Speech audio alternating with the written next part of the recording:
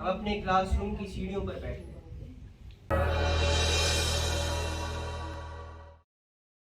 मैंने झुककर अपने बेटे को करीब से देखना चाहा तो मुझे बालों के दुपट्टे से खट्टी खट्टी सी बू आई।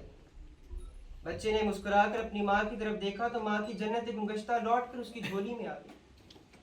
बारों ने उसके पाँव को, माथे को और गले को छूकर खुशी से मेरी तरफ देखा और कहा, बिल्कुल ख्वाजा मंजूर की तरह मुस्कुराया।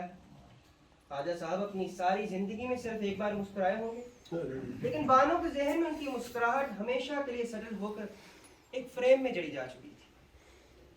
फिर हमारे जहनों में अपने आयाम तालिब इल्मी का एक्शन रिप्ले और तोते अपनी चोंचों में डालियां पकड़कर हाथ छोड़कर करतब दिखा रहे थे।